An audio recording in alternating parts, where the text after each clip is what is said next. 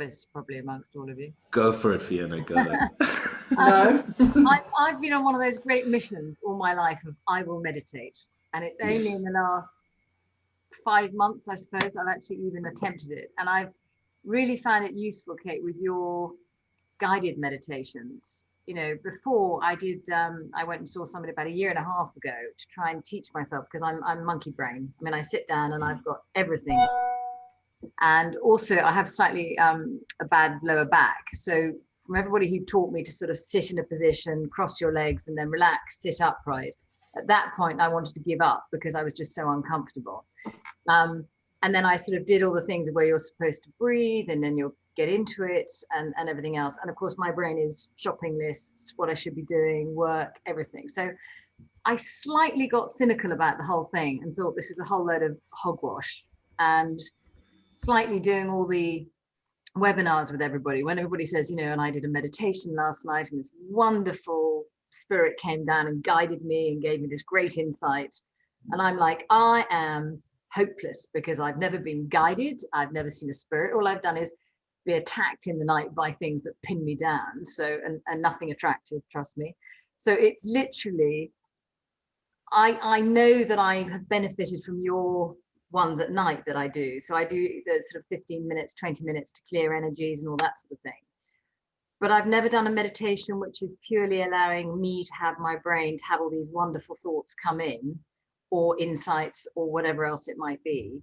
And that's what I strive for. So I have no idea how to do it other than I have to be comfortable. I can't sit in these kind of positions because it hurts. And if I lie down, I go to sleep. So any tips useful? It's really where I'm at. Great. Well, thanks for that. Megan, do you want to just share your meditation experience? Well, I can go back maybe 20 years ago. I was looking for something and I spent 2 weekends at the Buddhist temple. We've got a Buddhist temple in Bronkhorstspruit, just up the highway, where they called it a meditation retreat. And you spend Saturday and Sunday there. And they showed you, observe I'm using showed and didn't say teach, they showed you the different methods of meditating, the walking, the ritual, the sitting, the guided. They showed it to you, and then you could go off and use whatever it is that you wanted to use. Breathing was also one of them. And Fiona, I found them, okay, as I said, it was 30 years ago, like with the breathing meditation, you've got to try and focus on your breath. And I also have this monkey mind that says, oh, how many breaths was that? Oh, did you pause for long enough? And it's like almost as though it's trying to run interference in where you're trying to go to. And then when I started Pathways, the guided meditations, also a few of them that I fell asleep in. And then what I really learned from Pathways was it doesn't matter. You do it again the next day. It doesn't matter. You do it again the next day. And you do get a bit frustrated, but then you pull back and you say, it's okay, you can do it again. You can do it twice tomorrow if you need to. And fortunately, I'm okay with the sitting, but I definitely prefer lying down. I find myself physically very tense when I'm sitting. I suddenly find that, whereas when I'm lying down, I can keep my body relaxed and then stop worrying about relaxing it. Whereas when I'm sitting, I say, oh, you're falling over, or oh, you've got to do this now. And so yeah, lying down definitely works better for me.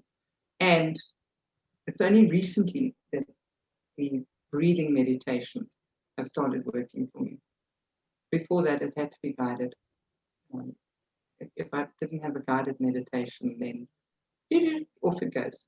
But I think that's also, Megan, once your brain goes off, you start beating yourself up for being so hopeless that you can't hang in there and stick with it. So it's a vicious cycle. And then you think, I haven't done it properly, so what's the point? So I'm like you, I kind of give up because I don't think I'm going to get the benefit because I haven't done it as I should. Yeah. No, Fiona, you just do it again. Okay. Half an hour later, the next day, you just do it again. And the same thing happens then. Doesn't matter. You just do it again. And yeah, it will come. That part I can Somebody tell you did mention yeah. trying to focus on an imaginary spot in front of your head. So you've got some kind of visual focus that it would help. And I just ended up going so cross-eyed and getting really achy eyes that I gave up on that one as well. But I live in hope. Yeah. But never beat up on yourself. Just say, okay, it's not working now. Do it later. Do it again. And patience. And you get there. It's beautiful. Yeah. And Fiona, I just want to say, I started exactly, it sounds like exactly where you are. Physically unable to sit, crazy monkey mind. I had a chronic disease diagnosis that was like messing with me.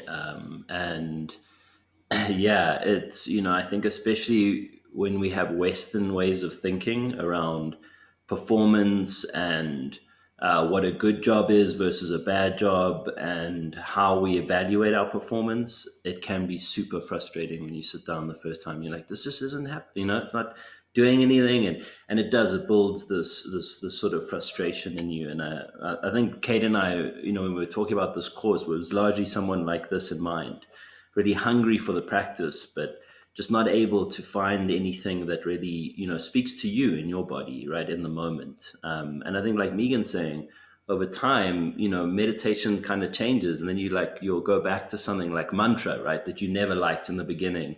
And in 3 years' time, you're like, I'm all into mantra now. It's sort of like as you grow and change and as you become a different person, these sort of practices might bobble up. Breath might come into it more. You might find more enjoyment there later.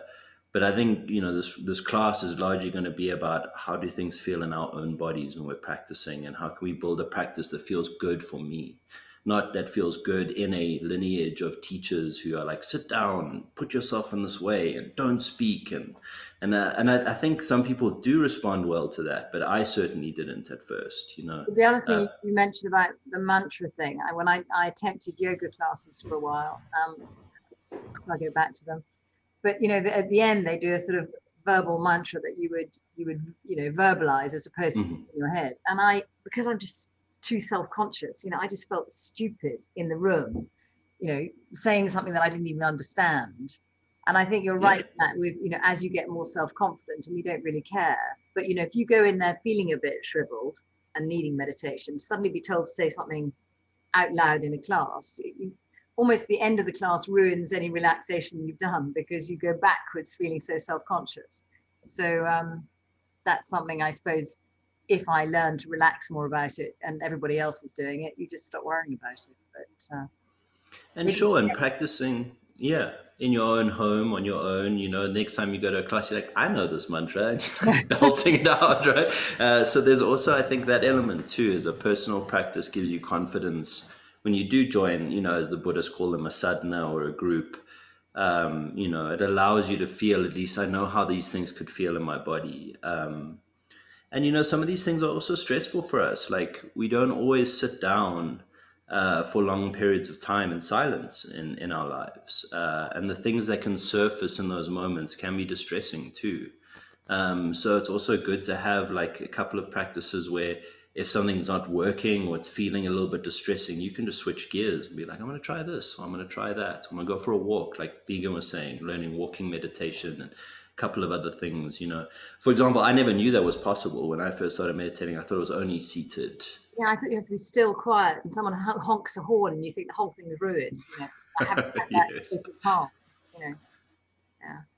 Yeah. Well, interestingly enough, there's a woman called Jamie Sams who she actually did a beautiful deck of tarot cards, but with animals. So they are animal inspired cards, and she was trained as a shaman in a whole lot of different traditions, I think. And one of her teachers took her to the busiest corner in Mexico and made her sit there, and she had to meditate for the entire day, without getting distracted by the people, the noise, the traffic, the whole, that was part of her training, was to learn to focus her mind despite what was happening around her, and learn to not be impacted or influenced by those noises and all of those sounds. So I always found that quite interesting, because I was a bit like, quiet. Well, the other thing is when I'm working as well, a lot of people like to have the radio going, and that used to drive me mad in the office, and eventually everyone got ear pods and things and put them in, but I can't actually work and focus if there's someone else talking, because my brain automatically wants to know what's going on. It's almost like I can't shut it off. And even with a song, I'll follow the melody or something else. So I get really insular about what I'm doing. And I'm sure you should be able to, and maybe because I've never had children, I've never had a big family, people get used to this constant distraction. I've been very privileged to, if I don't want the noise, you shut the door and it's nothing to do with you. So I don't know if that's part of it, but it's something, as you say, you train yourself. You have to train yourself, don't you, just to not be constantly diverted. Yeah. Okay. And Karina, your meditation history, or so I've been really experimenting a lot recently with meditation and found it quite amazing, the differences of how it makes me feel. So when I read about your course, I was very excited, because really years ago I tried, and the way my job was and everything I was doing, there was no way I was going to get anywhere near it. So, like you were saying, Fiona, I deeply get that, because I would sort of almost pretend that I was meditating. I was, quiet for a moment or something. And really properly started for me the November before COVID, because I decided to add to my training and train as an Ayurvedic lifestyle teacher with a shop in California. So I was on this wonderful journey learning Ayurveda, and obviously meditation is a huge part of that, in fact, the basis of that. And so in a way I was forced as part of my training to get going on that. And it did me the world of good, because I sort of didn't have a choice. And I wanted to. And it was very interesting, because what they teach is primordial meditation. And their understanding is that when we come into the world, there is a sound. So, and that the sages went and found all the sounds for the right days and all of this. So when you begin, you're given your sound, which is quite such a lovely thing, that apparently is what you would have heard in the womb. So that's the nearest you can come to primordial, I suppose. And it's quite a lovely practice, and there are different parts of it. So there are soul questions, which are quite lovely. Who am I? What is my purpose? What am I grateful for? I've forgotten one, can't remember the other one. And so basically, I did that as part of my training. I wasn't always very good about doing it every day, but when I did, it's almost, I wouldn't notice at the time, but then maybe a few weeks later, I'd be like, oh, I'm really quite calm. And it was that sort of delayed reaction of, I suppose, being conscientious about coming back to it. So since then, I think Kate knows a little bit that I was about to sign up to do the Chopra meditation certification, which I may do, but I think maybe I won't do, because since then, what I've been doing to develop my own work, because I'm hoping to offer online Ayurvedic courses along with my biodynamic work, I've actually been doing little meditations myself to my colleagues at the Institute of Biodynamic Medicine, which has been really exciting, because, to be able to do that with colleagues, they could give me sort of honest feedback. And I was sort of experimenting. In fact, Kate, you've been a great influence with your meditations, because that was a completely different experience to the primordial. And I just love the way, like, sometimes, the lovely bubble, and I was like, oh my God, I really do feel a different protection from that. And so that exploration of, well, I suppose it's the power of the mind, isn't it? That I could really feel safe in a different way by doing that sort of meditation. And the other thing, so when I was doing these for my colleagues, the other thing I experimented with, like Megan was saying, is ones where you sort of imagine that you're on a beach and the sun is shining and all of that. And a lot of my colleagues found that much better because there they were just on the beach. And so they were able to still and able to stop, you know, not think about their shopping list or something.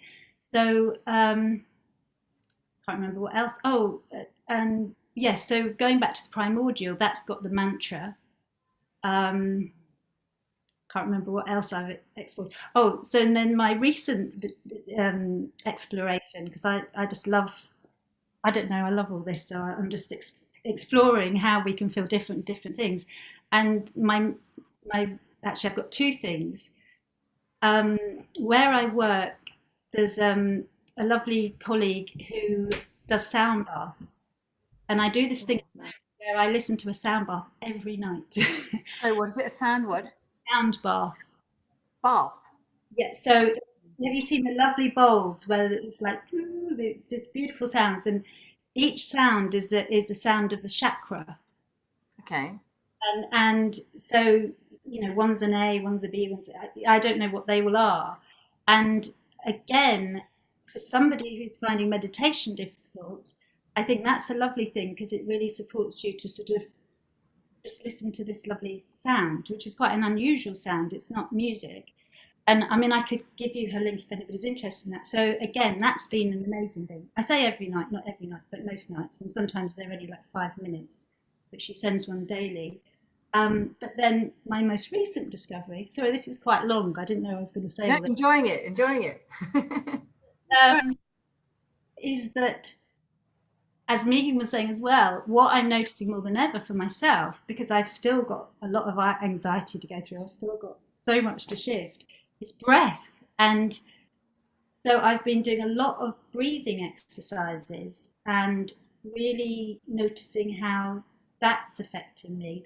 And if I begin by doing 5 minutes breathing, I have a much better chance of staying with my meditation. So that's me. But interestingly, somebody, a colleague or friend of mine's son has actually started doing breath exercises, which twice a week he does an Instagram thing of half an hour of where it's, you know, quick breathing out through the mouth and everything else. And I did try one night, and it was amazing how at the end of it, my whole body was tingling. It was extraordinary. It was like it had awakened. And because I have chronic nervous exhaustion or whatever it's supposed to be, they're saying that the breathing in particular for your vagus nerve and all that side of it is so brilliant. But even the other night, Kate, you know, when you said there's a quick short breath thing that you've been doing, I did do that before a meditation, and it definitely, just even the minutest amount did calm me down to be able to focus better on the meditation itself. So breathing, I think, is a critical thing that I would love to do a bit more of, but you can't do it for too long because then my brain does start jumping everywhere. So yeah, it also depends on what kind of breath work you're doing. So some of the breath work, you know, it's meant to be short. It's not meant to be these, you know, 20 minutes or 40 minutes of breathing. Some of it's meant to just be that short bit of 3 or 5 minutes, and that'll take you into that meditative state.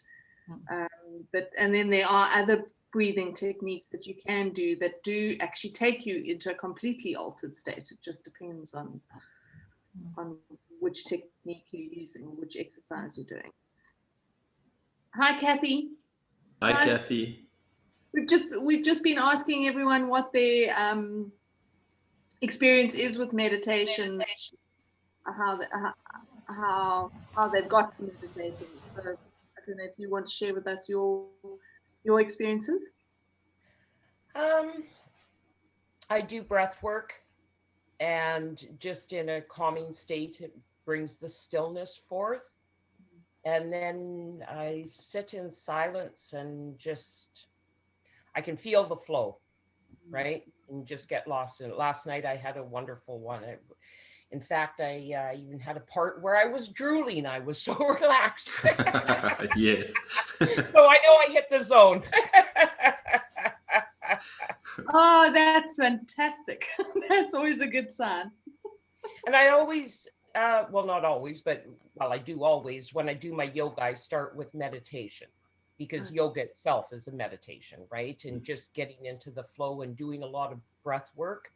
So I do a lot of deep breath work through my yoga and with the deep stretches and such.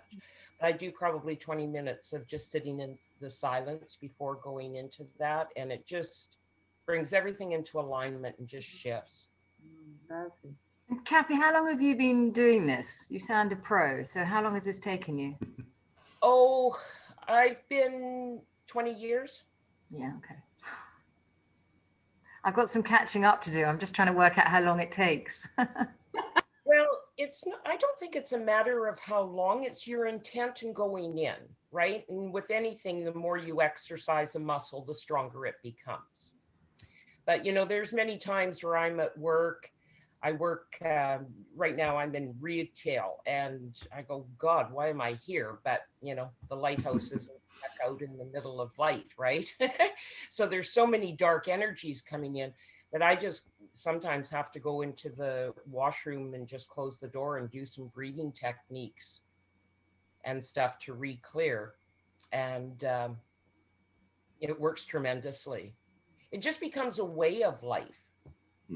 And when you sit quietly, this is the bit that I'm most curious about. Do you get messages, or do you just find you get into a state where you're just so silent that that's enough? Or do you get insights and things that come to you when you're being quiet? No, it's more a stillness. Quieting the monkey mind is a big part of the work, like all the chatter, the ego going on, and I have to tell it to stop, ask it to stand aside and go in there. And then actually I find it's more after things just flow easier. Mm-hmm. So at first I was, you know, trying, okay, message come in, visualization, gosh, all I'm seeing is black. You know, and that sort of thing. So I'm trying to push myself. So take that pressure off yourself and just be. Mm-hmm. Yeah.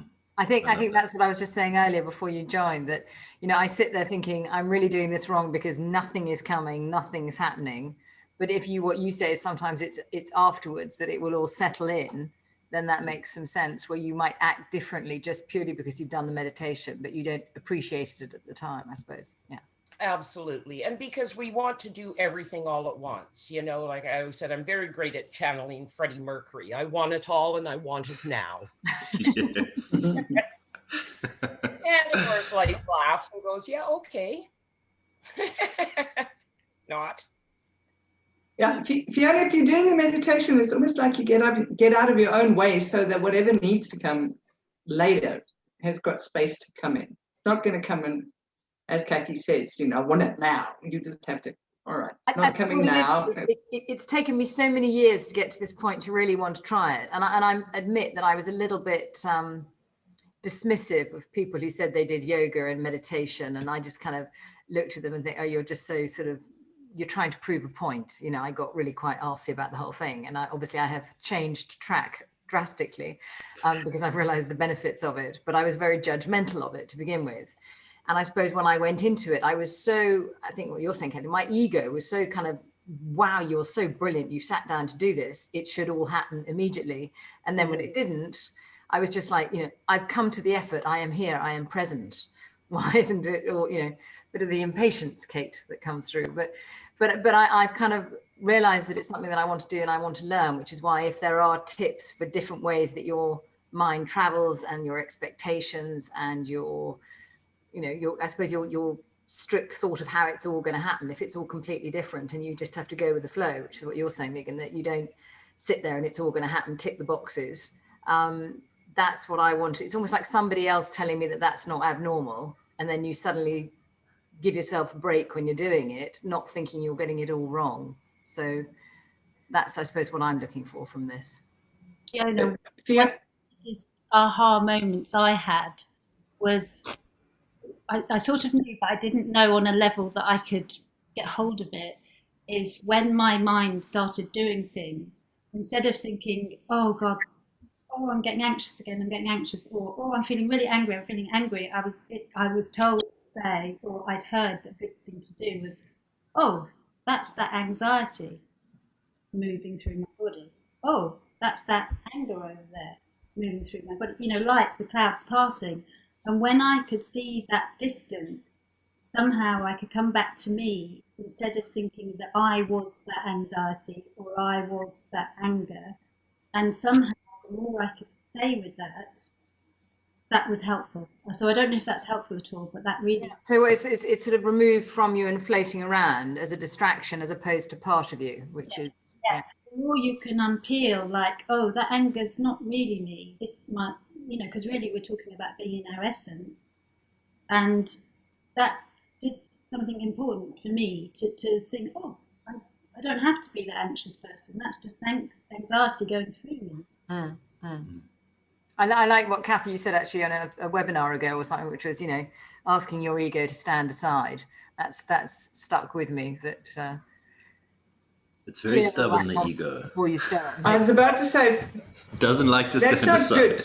good. Because Fiona's going to beat herself up and say, I asked her to stand aside and won't stand aside. Oh, damn. It's stubborn. It finds ways to pop up again. Oh, wait, one more thing. Yeah. So you're not alone, Fiona. We've all been there, done that. It's just part of the process. And I love already how everyone's spoken. It's just like, this is so indicative for me of why this is such an amazing practice, right? We've all shared our experiences with meditation. We're all in different places. We're different stages down the road. And it really is such a personal practice, I find. The more I do it, the more it becomes mine. It doesn't feel like something that exists in a book or something that exists in a teacher's mind. It really starts to feel like something that comes from within me and is part of me. And I can really hold on to it sometimes. I think like Kathy's saying, as you strengthen that muscle, as you work with it more and more, it can come to you in moments of aid, in your life. You don't need to be on a cushion anymore, or, in your strict little routine, it can start to come to your aid. In the grocery store, when you're feeling stressed or something comes at you that you're not expecting and you're not prepared for, and you feel like this might be a stressful situation, you can suddenly enter into these tiny exercises that really help you bring yourself to yourself. I have one wonderful teacher who says, the goal of meditation is just to come back to yourself, just to come back to me. I think, like Karina's saying, outside of my stresses and my anxieties and my worries and my anger and my fear, who is this quietness that just sits and is just being? And when we start to find that self, it sort of exists outside of all of these stressful situations, and we can sort of return to it continuously in a very physical way, bring ourselves into our physical present. And it's it can become a very empowering practice if that's what you need in your life. And again, like I think everyone's expressed here, it can become so many different things for us. It can become a moment of relaxation. It can become a moment of empowerment. It can become a physical practice, like with yoga. It can become a quiet practice, like with Buddhism, where it's just sitting, right? Or Zen, right? Where it's just sitting. And you become attuned to your physical body in its sitting state. So there are these wonderful little things that you can discover for yourself, like little blossoms blooming within you. Like, oh, I love this breathing exercise. I want to do this all the time, and then off you go. And before you know it, it's part of your life and it's part of something that you just do, which I love. So thank you guys for sharing. That was awesome. I feel like we got teachers here. We don't, Kate, we can just let you guys go.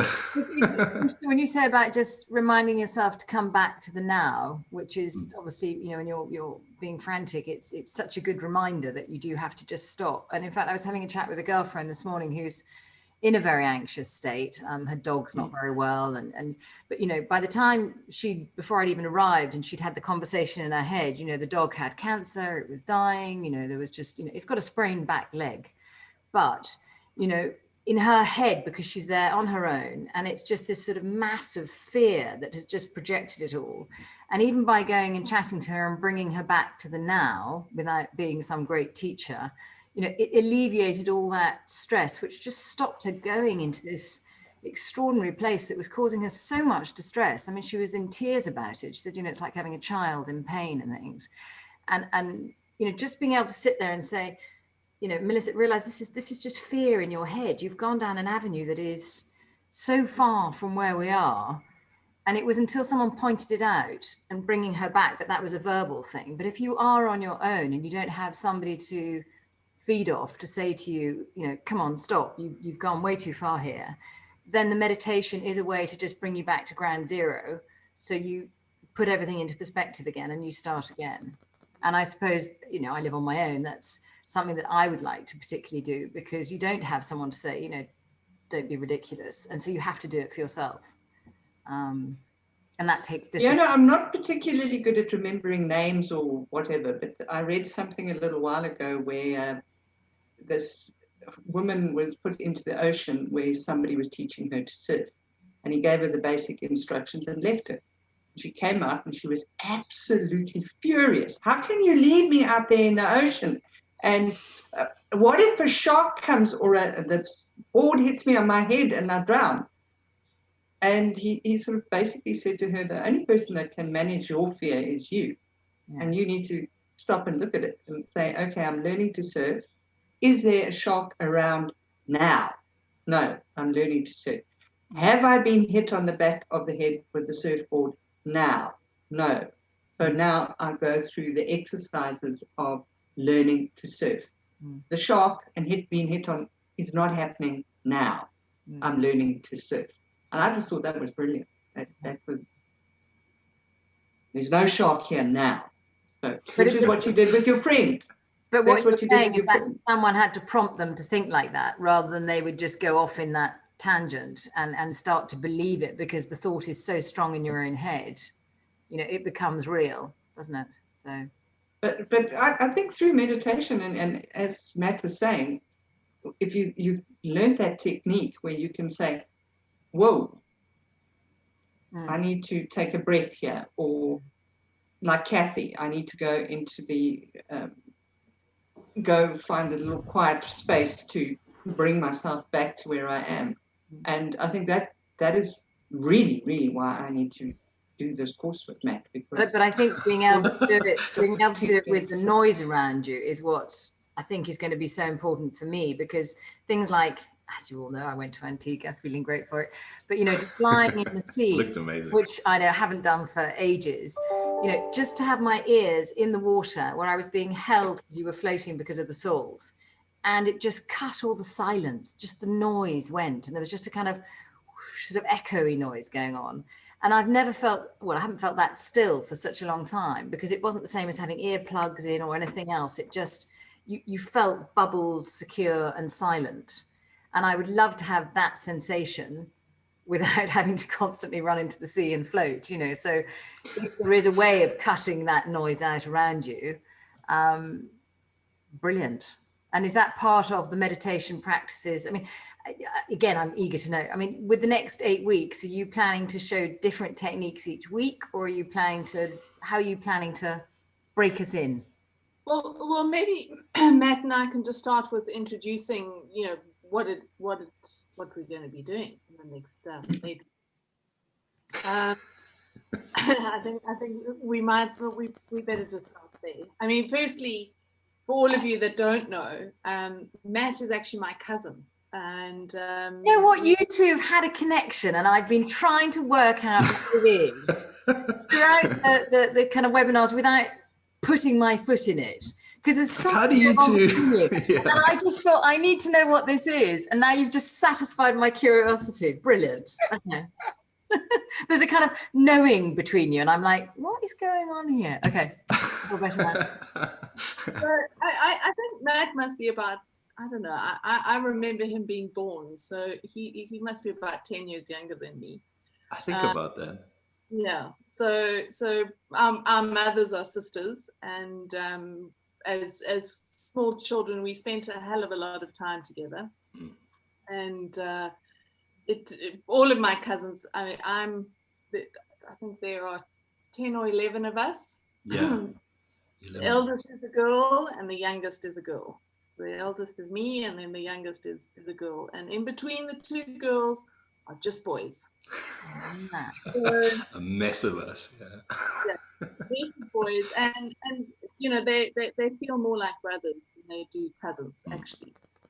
But as we've gotten older, and I suppose I went off and got married and started having babies and doing a whole lot of living a grown-up life, and Matt was growing up and doing his thing. And yeah, I think we saw each other for the first time in a long time, about 3 years ago. We spent Christmas together. Matt came home for a few months, and so we saw each other then. And then, we reconnected last year when my brother died, and we had some good chats. And then I don't really know how we got onto the subject of what I was so doing. Funny. And I was going to say, because growing up, you must have known that there was something rather special about Kate that was different. Oh yeah. I mean, lucky. Kate. Kate will back me up here. My mom is she's a very funny, fascinating woman, but she wasn't like really like hands-on as a mom. So Kate kind of, as a young person was taking care of me and my brother, and I think always felt that connection, to Kate in I think interesting ways. But when you do sort of start moving in these circles, I think, and you guys maybe can back this up, you sort of do it quietly on your own. It's sort of something that you sort of inquire on your own. And I was going to yoga classes at a time when especially people back home in South Africa were not going to yoga classes. So it wasn't really something that I was discussing with friends and family back home in any meaningful way, because they weren't really, it wasn't anything that interested them. And it's funny how you put things off on the side of your mind like that. Let me just interject there, because quite frankly, the family did know what I was up to, because I blabbed quite a lot. And got into lots of trouble, yeah. So in my 20s, when I started going into all of this spiritual stuff I did start doing yoga, and they all thought I was completely insane. So I think subconsciously Matt knew, just shut up and don't say. Exactly. Yeah. You learn by seeing how other people have been treated, how to behave. And I think, I do feel like things just sort of happen at the right time. I think Kate and I connected at an exact point where I had started teaching for the first time, right? I'd been a student up until probably about 2 years ago. I started teaching. So I had sort of just got comfortable with, offering meditation to groups of people and seeing what landed with people and what responded, how they responded. And, had investigated by this stage a lot of different lineages and had many different teachers. So it was the first time I think I felt really comfortable coming out and saying like, hey, this is something that I love doing. This is something I want to do more of. Kate and I then started comparing notes, and I got to say, this is an indictment on me. I had no idea how amazing this whole system, this group, the courses. I'm now doing Pathways to Mastery. I'm now becoming a facilitator. So, it feels to me like I've just discovered an incredible community, and just been so lucky to reconnect with Kate in this way, and, see these synchronicities of like, I'm actually working on trying to find accessible meditation techniques for the layperson in the West who hasn't sat for hours and hours or been on a yoga mat for 5 years before meditation becomes interesting, like it happened for me. So just trying to almost like not speed people up in the process, but just find things that are enjoyable in their bodies and their experience, so it keeps them coming back, right? Rather than the nail on the head with regard to people assuming it's something you've got to be halfway there spiritually before you can actually do it. Yes. Rather than just say, actually, that could be my starting point. Do a little bit of yoga. I mean, I have a twin who's just hopeless. She assumes we all sit on mats and and wear crystals and that kind of thing, rather than actually have any kind of a life beyond that. And I think that's what people associate. You have to be that kind of person in order to even be interested in the meditation. Whereas, dare I say it, big burly builder coming home at the end of the day stressed out, 5 minutes of meditation and breathing might do him the world of good. But how you ever get that message across is going to be quite a challenge. But there has to be a way, if everybody's... Fiona, earlier today, Kate, you can eat your heart out. I went for a deep body massage this afternoon. Lovely. I'm jealous too. And I was talking to this friend of mine who does the massages, and she said, but I've never ever done any meditation. And my response to that was, have you ever been in a church and prayed? Have you ever gone quiet in a church and prayed? then you have embarked on a form of meditation. Whether it was a Christian church or whether it was the Islamic, where you go quiet, you are embarking on a form of meditation. What I think, Matt, and you can shout me down right now, I'm talking about that layman that says, I've never been anywhere near meditation. Yes. What I think what we're trying to say here is that you've done that, because here in South Africa, if you're not Christian, then you're a witch or belong to a cult. That's the other one.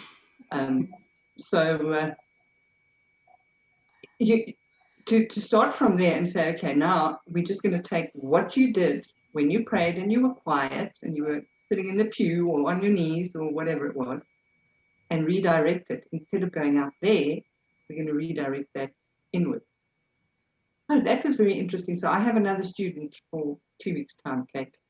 She's going with it. But I had to get through that. I've never meditated. So I never did it, so I'm never going to do it. I'm saying, but you have been doing it all your life. You've been doing it. So. Megan, you've just touched on something that when you say about meditation, that you don't, you're not going out there, you're going within. I've always imagined with meditation, a bit like with your guided meditations that we do, that you're always bringing in some form of light. So it's a matter of, are you completely encased in yourself, or are you still absorbing energies in as you meditate? You're just not putting it out. How does that work? Both, generally.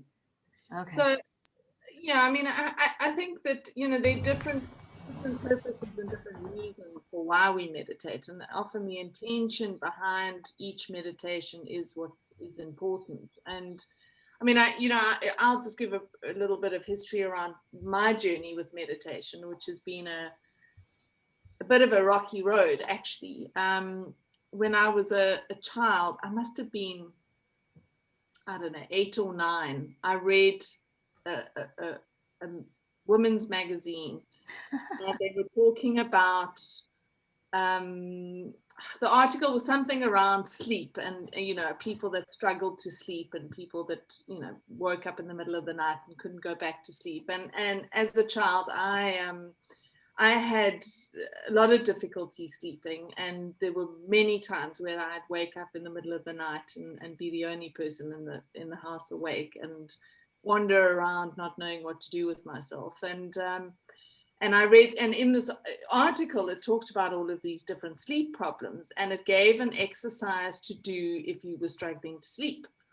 And the exercise was basically starting at your feet. You focus on your toes, and you relax your toes, and you relax your feet, and you relax your ankles, and slowly you move up your entire body, just relaxing every part of it until eventually you just drift back to sleep. So I did this for years and years and years. I would go to bed, and at night that would be my practice.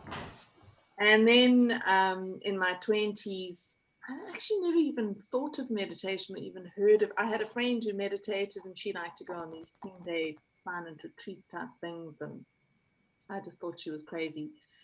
And then I started doing yoga when I was about 24. And that was the first time I was ever introduced to any kind of formal meditation practice. But again, it just felt like a relaxation for me. It felt like, this is, well, I know how to do this. I've been doing this since I was a child. And then I think the first time I did any kind of guided meditation was only when I was about 26 or 27.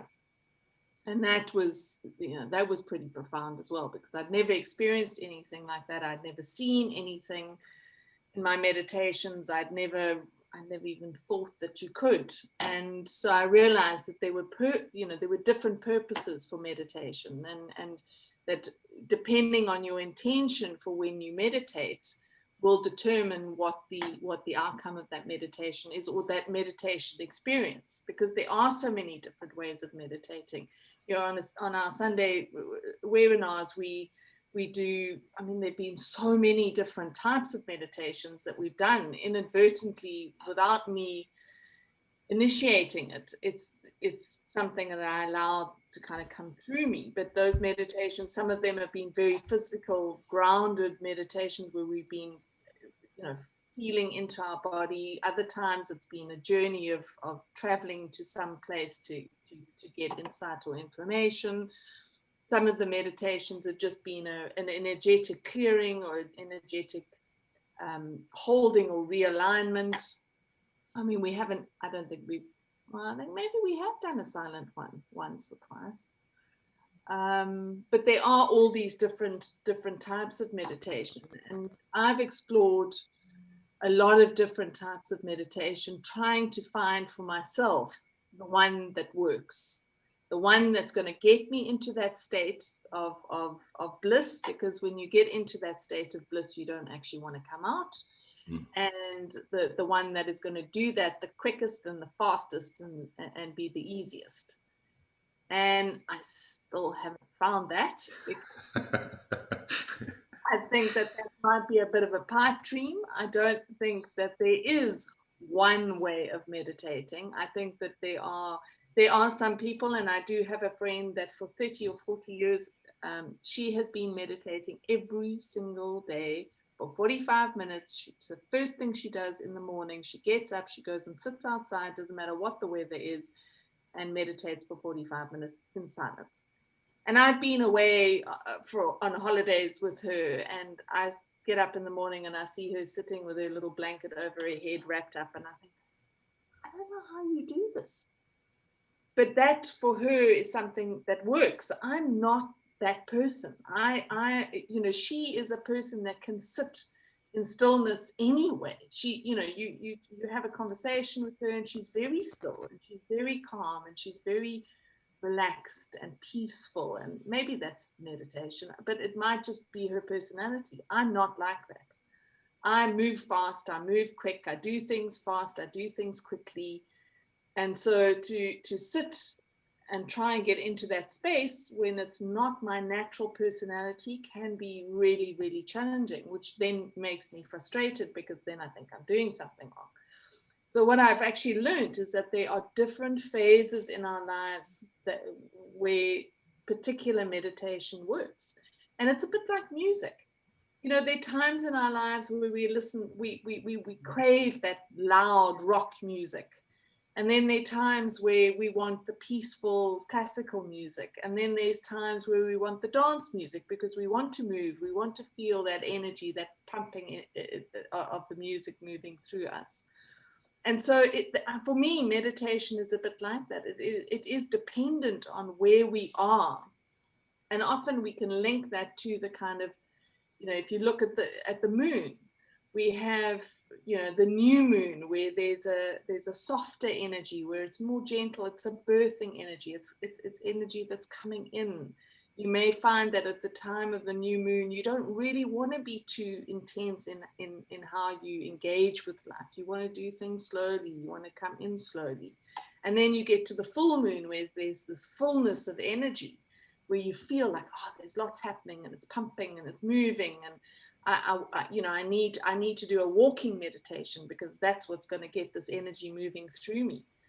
And so you have to actually watch the flows and the rhythm of yourself in your day-to-day life, so that you can determine the kinds of meditation that we need. And I think that I often find that we get stuck in routine when we should actually be focusing on rhythm. So we get stuck into the routine of life, thinking I need to get up at a certain time, I need to eat at a certain time, I need to go to bed at a certain time, I need to do all of these things at a certain time. And we get into this routine of doing the same thing every single day. And then we try and slot in things like meditation into that routine. And then life happens and curveballs come and our routine gets blown out the water, and we've got to find something, we've got to adjust to that. Whereas if we can focus on the rhythm of our day rather than the routine of our day, we can start to find the flow of our lives and of ourselves through our life.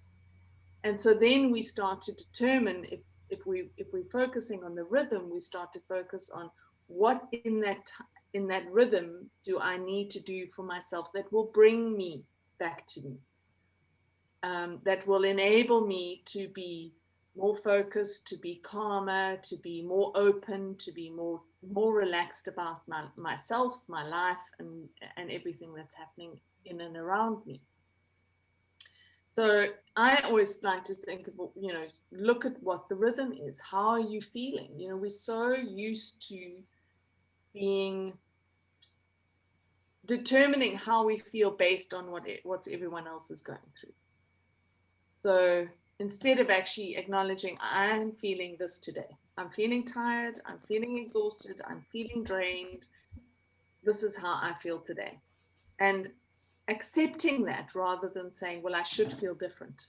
I should be more upbeat. There's nothing wrong with my life. We start criticizing ourselves. We start trying to find the good things so that we can get ourselves out of the state of exhaustion.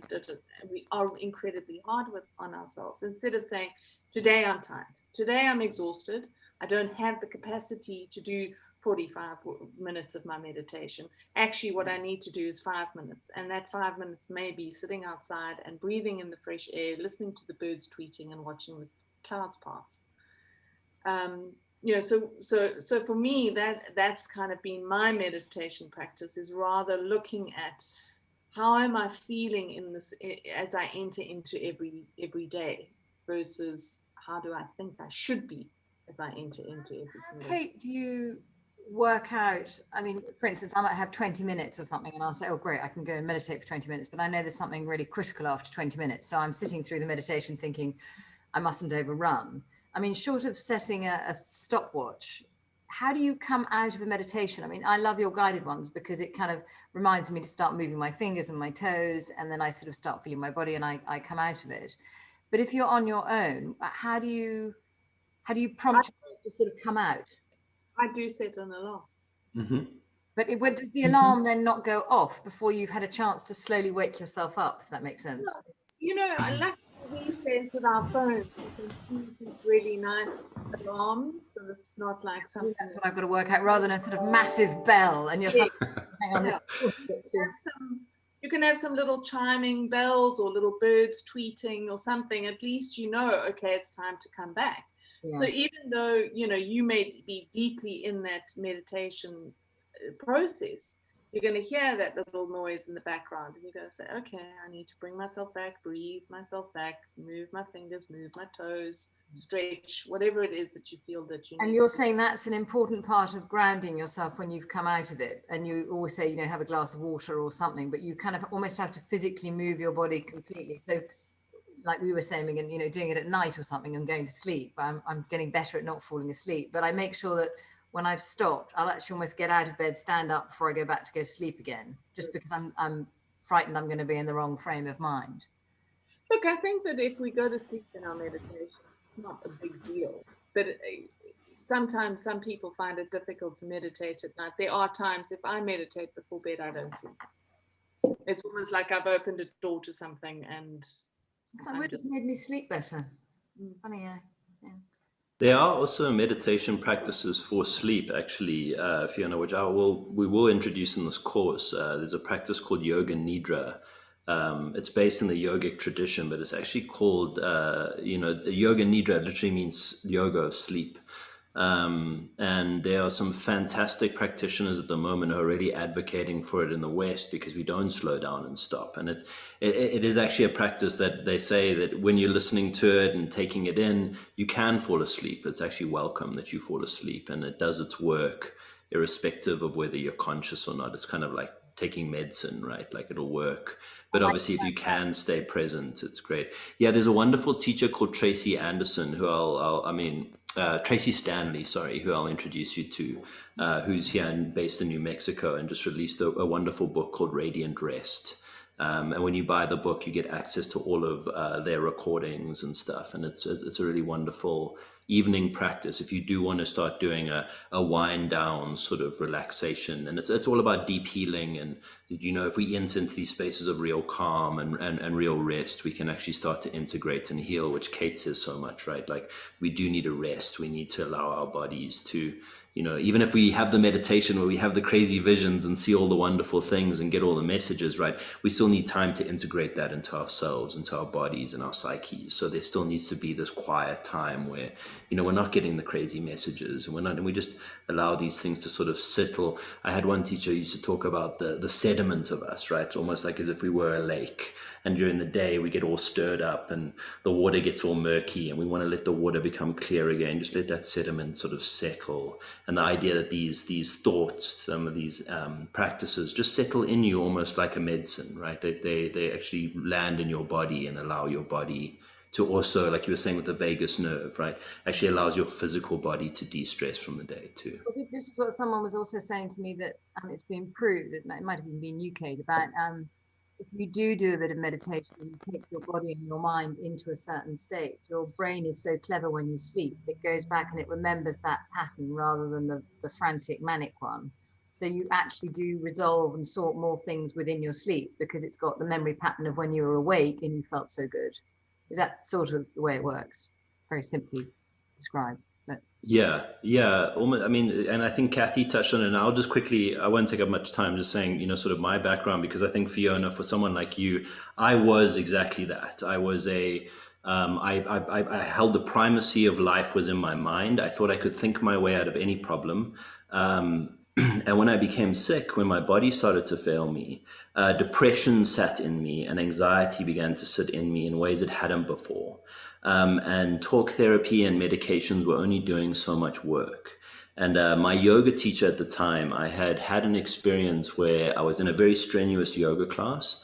And at the end of it, I think it was a 2-hour long class, which I don't usually do. We lay in a very long shavasana, and a silence and a calm came over me that I had never experienced. And I realized in that moment that my mind had actually never been quiet, or rather hadn't been quiet for years. That there was always a low level hum of thought in the background. I was always analyzing things. I was always saying, like, what is this? What is this feeling? Where am I? How am I feeling? Is this in my body? Is this? And for the first time, there was absolutely nothing. And the calm that came with that, it was like having a fire lit in me. I was like, I need more of that, more of the time. And I just went on this mission to find, and I was just lucky, as so many people find when they start this journey, and maybe Kathy can speak to this too, but as you're going along your yoga journey, you do just sort of seem to find the teachers that you need to at the right time. And I was just so lucky to find very calm, caring, very accessible teachers who introduced me to practices. And that same story, Fiona, my mind would just run. I would sit there and not get a moment's peace, but I kept coming back and I kept coming back. And over time, I began to notice how my body was changing and how my practice was changing and how I was able to enter into these states. And that made me want to be a teacher, because I met so many people who said exactly what I had said. I can't meditate. That's just not who I am. When I sit down, I'm a thinker, I'm a doer, I'm an action-oriented person was the story I told, right? And just finding that I figured if I could come around to that, I thought I could help others come around to that. So I started to take on trainings and become accredited in a couple of different techniques. I've got my yoga teacher training. I've got a couple of meditation trainings underneath my belt. And I've just been lucky to have teachers in different traditions who haven't felt the need to, sometimes when you meet certain teachers, they want you to practice only in their method. I was lucky enough to meet teachers who are open to allowing me as a student to explore different methods, which again, because I was such a thinker, was fun for me, right? My brain actually enjoyed the process of investigating, of going on journeys of, oh, I read about this Buddhist, meditation. I'm going to give that a try, and I'm going to give this a try. And I think, sort of leading into how Kate and I came up with this course, it's largely kind of based in that, like, what is the goal of meditation, firstly, right? What are we trying to achieve with meditation? Where are we as people, right, all sitting here? What do we want out of our meditation? And as Kate was saying, there's so many different outcomes that can be tied to a meditation practice. And then finding, well, what does that for me in my body, right? If my goal is I want to rest, for example, right? What practices do when I go away and do these things? What encourages rest in my body? Because that is different for every person, right? For example, we mentioned breath work today. Some people don't like breath work, especially people like me who have anxiety issues. Breath work was really hard for me in the beginning because I didn't realize it, but I was always holding my breath, right? Because I would get nervous. I'd be, and I wouldn't even know. Like a boss would ask me a question that I didn't know. I'd hold my breath. So actually, then when I did breath holding meditation, I wasn't realizing this. I was actually activating an anxiety response. So when I'd hold my breath, there I am trying to meditate. And I'm like, why is this not working? And it's because I'm actually telling my body, who over years and years of conditioning of that practice of holding my breath, that I'm actually in an anxious state, not a relaxed state. So then learning like, oh, holding the breath is maybe not a great breathing technique for me. It could work for somebody else. So I learned that I like exhales. If I slow my exhale down, if I really take my time to exhale in a moment, when something hits me, I just go, all right, big breath. And I give myself that time to really let that exhale go. That brings calm to me. Whereas someone else, if they hold their breath, they can do that. So just again, I think this course is really about what lands in your body. And, the way we imagine doing it is sort of more a workshop-y style. So Kato and I are going to introduce practices every week and give you some history and orientation of where those practices come from and what their goals usually are. And then we'll explore those in the class and with little exercises, especially little things that you can take into a day. So again, it's not like this giant 1 hour practice, just this little breathing exercise here, this little thing here. And then the idea is we do a longer practice together that incorporates some of those techniques, which you'll get the recording of so you can listen to during the week. But the idea is to go off and practice them in a week and try them and see how they land in your own body and actually interrogate maybe with a journal like, oh, this didn't feel great, or this felt amazing, and this is why, and this is when I did it, and this is what my mental state was when I did it, and these are the effects it had. And then we can come together the next week and we do sort of a feedback. What worked for us, and what do we think worked for us, and why do we think it worked for us? So instead of building a practice where like these are the rules and you'll sit in this way and then you breathe in this way and then you do this thing, it's more allowing us to come up with practices that work for us, in us. So again, it's a meditation practice that hopefully you want to come back to. It doesn't feel like this chore every day, like, oh, I've got to go meditate and sit there for an hour while my mind runs wild. It's building. Guided, because if you have a guided meditation, is there a certain way that you do that, or are you saying there could be 3 or 4 different approaches to one particular guided meditation? So we're not just left to sit. I mean, maybe in some we will, but I'm just thinking, Kate, with your guided ones, I just do what happens naturally because I have no idea. But you're saying there might be 3 different ways of approaching one particular meditation. So you get a different result from it, rather than they are all different meditations and you do them differently. I think. Well, we will be introducing you to different types of meditation as well as different techniques for meditating. And, I think part of that is going to be, I think actually the key in this whole course will be for you to find what actually works for you.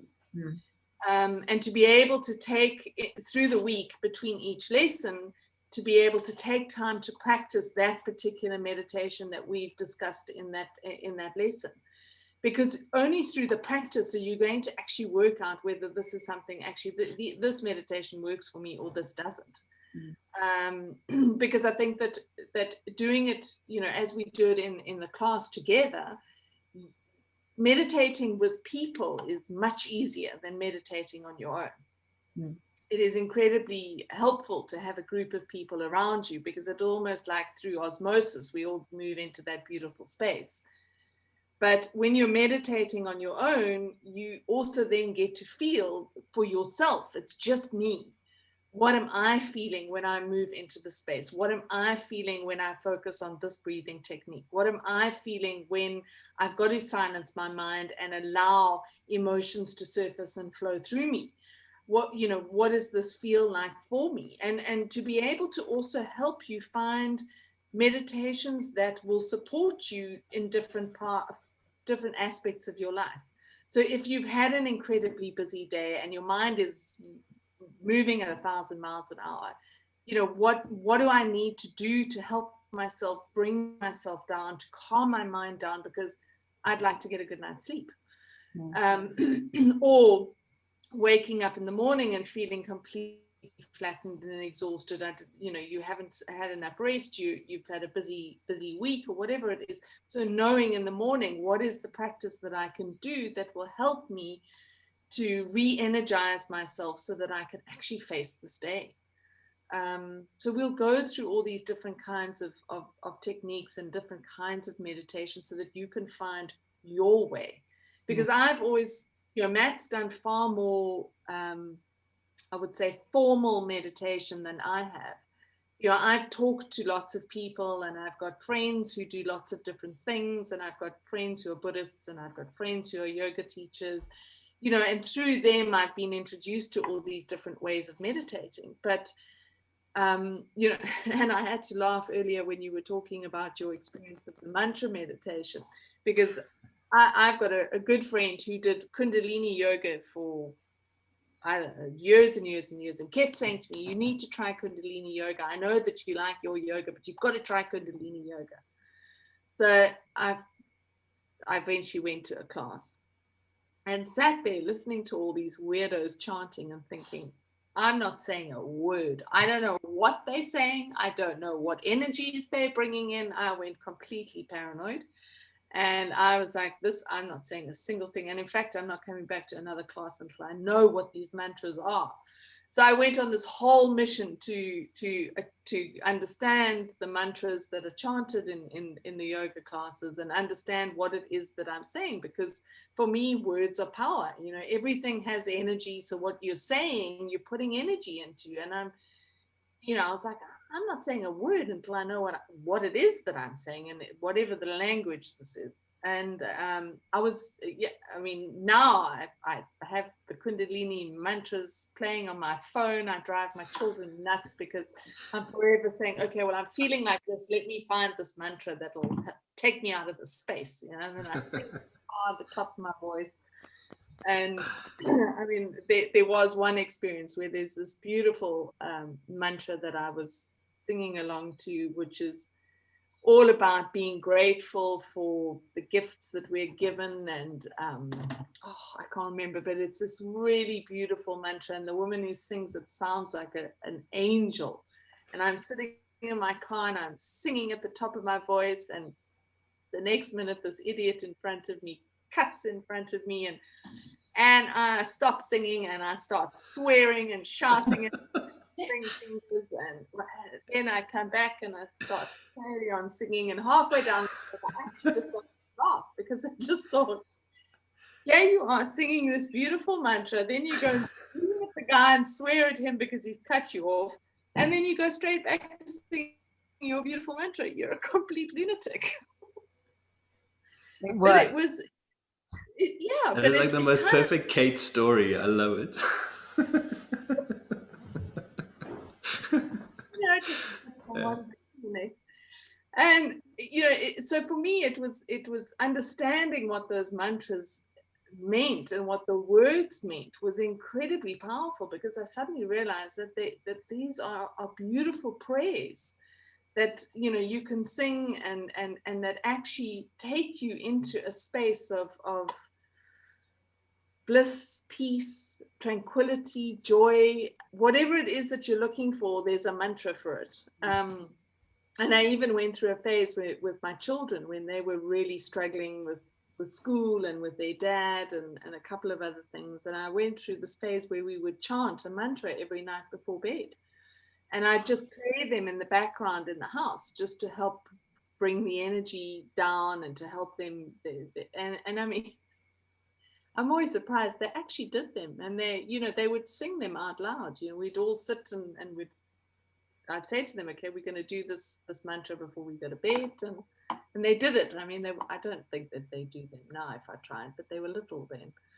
I could bully them into it. But so it's about finding what works for you and particular times. I mean, there are times where the mantras start playing on my car, and I'm like, oh God, I don't feel like listening to this now. Let me listen to some rock music. So you've got to feel what is right for you. And it's not about finding something and saying, okay, so these are the boundaries, this is the parameters, and this is how you do it. It must be more fluid than that. It must flow rather than be rigid. On that note, often when we've done some meditations and you've said that thoughts will come through and things, and they have done because it's a particular type of meditation, but it's not a moment to stop and write it down, then of course there's a part of me that's frantic that I'm going to forget it. If you do stop in a meditation to write something down because it does come to you, are you out of the flow to go back into it? Or but I can't, it's almost like I'm thinking, no, I shouldn't break the flow to write something down, but then if I don't write it down, I'm panicking the whole time that I'm going to forget it. So I wasn't quite sure. I often have a pen and a piece of paper next to me when I meditate. Because you think you should be in this wonderful state. So I'm thinking if I move my hands before I'm told to move my hands and move my feet, I've effectively boshed everything up. No, not at all. You can very quickly learn to take yourself straight back into that space. Well, you sound like you got it down to a fine art between, cut up and start again. So Yeah, move that That's fast. speeding up the traffic. Kate, I'm going to have to leave sadly because I'm really enjoying the discussion. It's recording that I can catch the end, is it? Yeah. Thank you so much. And so lovely to see and hear all of you. Very exciting. And Karina, we'll send, when we send the recording, if you have any questions or anything that we didn't get to today, or if there's anything that isn't answered, please feel free to email either Kate or myself if you have any questions about how it's going to break down, or these are things I would really like to learn, or, would love to make this accessible to as many people as possible. So if there are key things you're like, hey, I really would be curious about this, we'd be willing to bake that in somewhere along the line, bring it in, and at least speak to it on some level or give you resources for it. Oh, that's how I mean, just very quickly, my main concern is that this time for me in the family is quite a difficult time. And so I Okay. may not be able to make each Saturday, which obviously I'd like to, but I guess there's recordings that I can catch up if I were to. Yeah, we will Yes. record. Ideal, but Yeah, it's fine. yeah. And I would also be willing, if you weren't able to, to have another time during the week, if you wanted to do like a 20-minute call or a 30-minute call, if you had any questions that had popped up, or if you wanted to try a practice, one-on-one, you didn't feel like you got that experience, I'd be happy to help with that too. Oh, that's lovely. Brilliant. Well, thank you all so much. It's been a lovely Of course. time to see you. Karina, just on that, what time is it where you are now? Well, it's 10 to 6, and I'm realising I should have put the dinner on at 5:30 for the family. I go, oh, I better go. I'm in Lewes near Brighton, on the south coast of England. Okay. Okay. All right, well, have a good dinner. Thank you. Thanks, Karina. Bye. Bye. All right. Well, yeah, I mean, I would, I guess the one thing that I would like to say about this is that, meditation, and I don't say this lightly, it literally saved my life. I was in a very, very, very dark, very difficult time in my life, and meditation opened doors, especially just to feel like I had room to process things that I had never felt in my life before, So I do think, again, back to Kathy's point, Fiona, when we throw ourselves in that first class where suddenly everyone's chanting around us and we're like, whoa, what is going, it's what's nice about meditation is it allows us to practice at home, so that when eventually the moment does come up, right? If I say to you, we're in a panic situation, right? Like something's happening or something's about to happen and everyone's stressed. I'm trying to teach you a breathing exercise while it's happening. You're going to be like, I can't learn this breathing exercise, So what this does is it's rather like practice the breathing exercise at home. So when it does happen, you're like, I've got this, right? I know this. I know how to do this. I know how this feels in my body. I know what's coming. I know how to prepare. And that's really, I guess so many of my teachers, what they're getting to is this, meditation allows you to become into the present in ways that, really empower you to notice opportunity, to see things coming in ways that I definitely never used to, because I was so caught up in the loops in my mind and the thought processes in my mind. I wasn't seeing things in my reality as clearly as meditation has kind of helped me, and also taking things a lot less seriously. I don't know what that's about, but I it definitely has helped with that too, to notice how many things I was holding on to and gripping onto, a practice of letting go. So I think to Kate's point, you can develop all these different types of meditation, and essentially meditation should be something that we take off of our mat. It shouldn't just be something we do first thing in the morning and then get on with our life.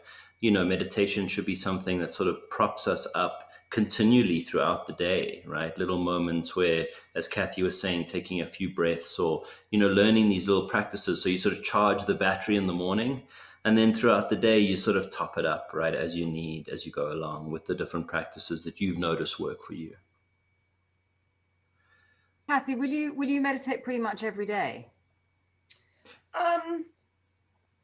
Some form, yes. Because even if it's not sitting and stopping, sitting on the mat, or going into the washroom at work or something like that, even if I'm preparing a meal, I love to cook. And you just get in that zone, you're in that vibration. So if you've got a passion, whether it's or a hobby, a cooking, a crochet, anything like that, even going for a walk, you're just getting into that rhythm. And I walk to work, I walk from work, and the beginning and the end of my walk is through this wonderful field. So it's, just being able to connect with the earth, and I just do some deep breaths while I walk through it, and really strong inhales, and just smell the earth and the air. And that in itself, and it's, a 10-minute walk through the field, that's it, even if you've got lots of things going. But then there are some days where it's really crazy, and I know I have to park my ass on the mat and really work that, which was yesterday. Like when I hit the earth yesterday on my way home, I felt a massive cry wanting to come up just to cleanse. I got home and I did some journaling, and then I went into meditation. I did yoga. I spent probably about 3 hours, like the lightness at the beginning of the week. I was back to going through the pool of oatmeal and oversized hip waders, trying to move through it yesterday. But it just really I felt the changes of the energy in the earth coming up. But as you get more into, as with anything, you get into it, you become more aware, you're more sensitive to what's going on. And listen to your body, because your feelings are the language of the soul. And that's how it's trying to get the attention. So even if it's, you like to cook, just make a little something, if that's what it takes to get you into it. Meditation is a state of being more so than a thing of doing. I love And that.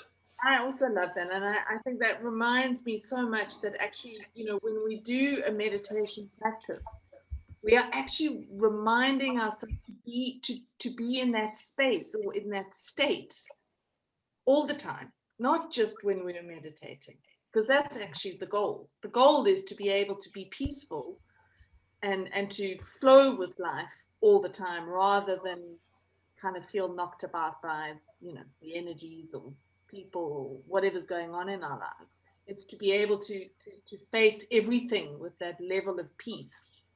And I think also acceptance. I mean, meditation really does teach you acceptance, because you have to almost learn to accept yourself in that space, because it's just you. But Fiona, don't get confused with this one, because you think of, okay, somebody that meditates all the time, they're permanently calm, they're permanently at peace. And then when you lose your shit, like Kate did with a guy that cut in front of her, and you think, well, oh, I've lost my peace, I've lost my calm. And then you want to beat yourself up about that. If there's one thing I've learned from Kate was, hey, it's all good, whether you want to lose it, or whether you're angry, or whether you're sad, or you don't have to say, oh, I need to somehow go there, I've done something wrong. It's not like that. It's called living, it's called life.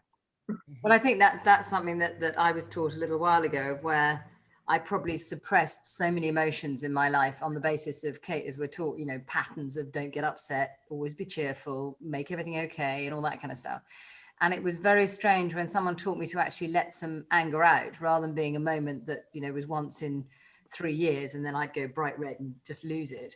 It was actually just having little moments of anger and releasing them, and how much better I felt at the end of it. But I was always convinced that if I let that little bit of anger out, I was going to cause tidal waves of a reaction that was just going to be so bad. And that is something that I have now learned, that it's okay to be slightly angry, because 10 minutes later, everybody's fine again. But for me, I think it was probably from being a little child, you know, that thing of don't get angry or the earth, you know, the world will fall in. So I think I've learned now to understand an emotion enough to feel it and then let it go. But I always thought that if you had anger or you had hate, you always kept it. I never realized that by expressing it, you dissipate it and it goes. And, you know, if I'd known that when I was younger, life would have been a lot easier. But it's good to know now. And if that's something where meditation helps as well, but it doesn't make you perfect, as you say, you're not going to be a sort of holier than thou, even-tempered, kind, compassionate creature the whole time, you know. Just more so. I've met some really mean Buddhist monks, like mean. Like they don't say a nice thing to you. They barely acknowledge your presence, like mean. And even the other monks will be like, don't mind him. He's just a grouchy what. You know, I think famously, like some of the Buddha's teachings were memorized by this extremely arrogant monk who wouldn't give it to anybody, who wouldn't let anybody write it down, like he was hoarding it all for himself. So, you know, we're all people, you know, and we still come with all of our people stuff, and we're all born in families, and we all, you know, all of these things are still moving in us. And I think, as you know, Kate was pointing to, we let them be. That's a great thing about meditation. Everything is welcome. Every part of you is welcome. Come. Suffering, come. Bad sides, shadow sides, come. Be present, be here with me. And let's see what's here together as myself, as my whole self in this moment, and not things that are pushed to the side and unrecognized and, you know, squashed. That's my illusion of a Buddhist monk, though. I thought they were perfect, and I had vision. You know, you go and see the pictures of those wonderful temples, and you know, welcome my child and come in, and I'll give you great words of wisdom. And you know, the idea, like Kathy's saying, you know, park your ego. That's not really there. But if you end up with an arrogant, grumpy monk, that's not what I envisaged at all. Well, you know, their argument, which I kind of like, is that there's a teacher for everybody, right? So that angry, grouchy monk who's holding all the knowledge, right? The great student for him will be the one who can make him laugh, who can get him to liven up, who can get him to give all this information, right? And then he takes it and shares it with someone else. So, you know, it's kind of this idea, which I do really hold on to dearly, is that you are you and you're allowed to be you. And I think that those places are safe for those people because they allow that. They allow you to just be you. If you want to be a grouchy what, and hold on to, you can, you know, that can be your way of being in the world. And the idea that whatever divine creation that made this world, right, the universe, or if you want to call it source or whatever, all of us are here for a reason. And we've all been given, you know, traits and ways of being for a reason. So, you know, allowing that to be is quite empowering, I think, for all of us. Because like you were saying, Fiona, we've all been told to be certain ways, like don't do this, try this, dress this way, stand in this way, talk in this way, don't be rude in this way, don't be this in this way. So it's kind of liberating to have a practice that just allows you to be you, that just allows you to sit in the moment entirely as yourself, with all of your warts and all, as some might say, right? Although they're not warts, they're just different sides of being. That is the ultimate goal, is to have the confidence or the security to actually be yourself, rather than constantly concerned or be filled with a fear that if you show some part of you, somebody's not going to like it.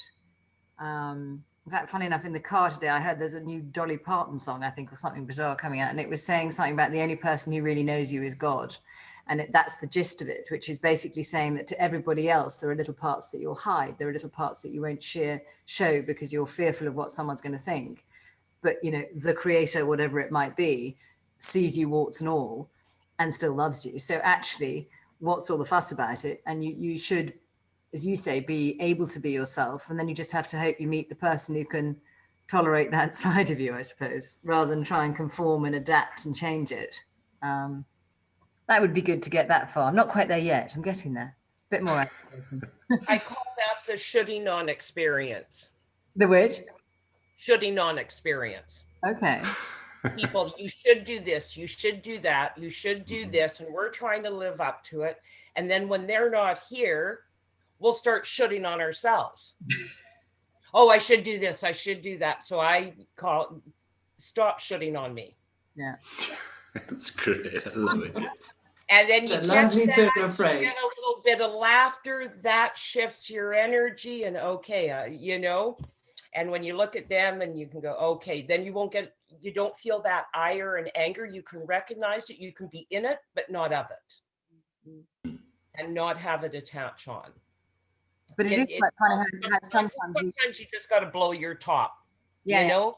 yeah. You Well, do, I you think got to let it go. sometimes you speak your mind, and you know, as you say, you think something terrible is going to happen, and then you get somebody who just almost doesn't react, and you think, I've just said something so rude. Surely there's going to be a huge reaction, and it's just they're probably more in the flow, and they're able to accept that maybe they were out of order, and what you said is perfectly reasonable, and then you just move. And also, sometimes you have to speak the language they understand. Yes, right. Right. So you're at different levels and stuff, and they may not be aware. And you speak mantra, peaceful, like, and they go, you know, look at you like you got a third eye, and you go, well, yeah, so do you. Squeegee it off, have a look, it's wonderful, but they don't get that.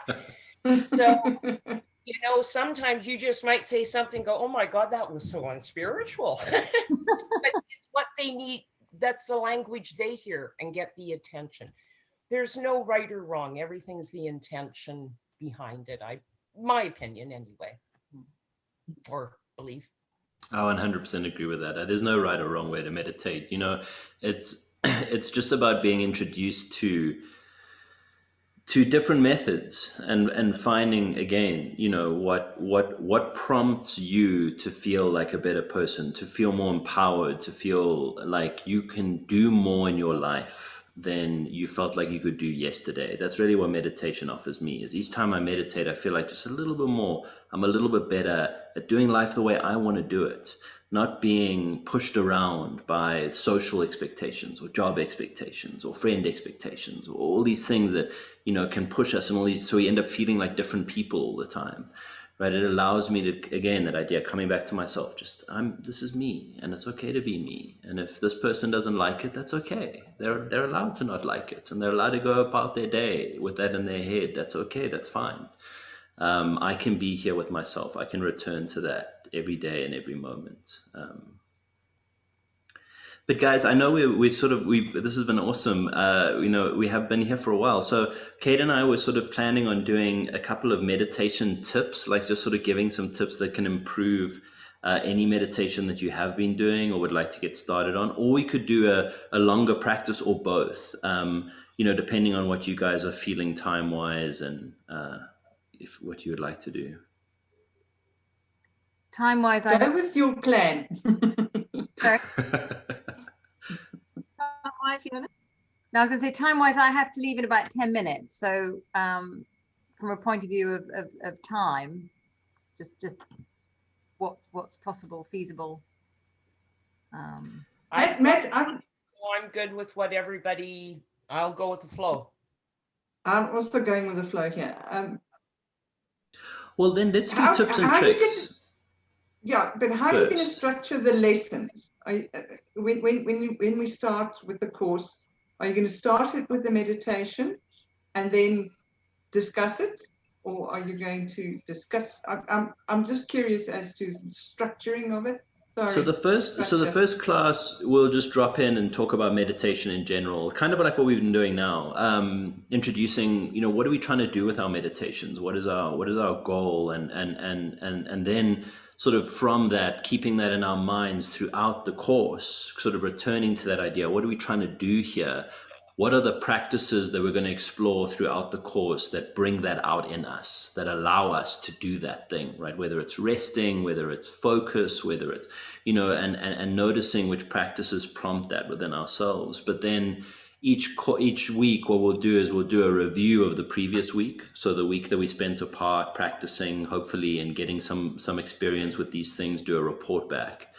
And then Kate and I will introduce new techniques. So, for example, week will be breath work, right? Another week might be mantra. Another week might be, working with intention, or working with building ritual in your life, right? Like, what is your meditation ritual? Do you like to burn things before you meditate? Do you want to have a specific room and set it up in a certain way? So just, and each week we'll talk about those things, and then we'll do a longer practice that sort of incorporates those techniques that we can all go away and practice during the week, and then again come back, talk about what that was like for us, and then move on to the next set of techniques. Will we actually do, Matt, though, as Megan was saying, a meditation of some kind together? Because it's useful to know how it Yes. feels when you go off to practice it. You know whether you're getting the same experience or different, or how you can improve it. But me, Monkey Mind, I know that when they're guided and with somebody else, you've even said it, Kate, it's a lot easier.